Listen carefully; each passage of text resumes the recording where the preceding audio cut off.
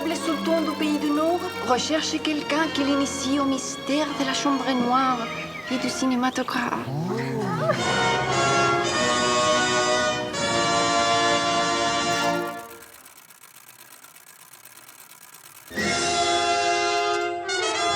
Jacqueline, s'il vous plaît. Allez.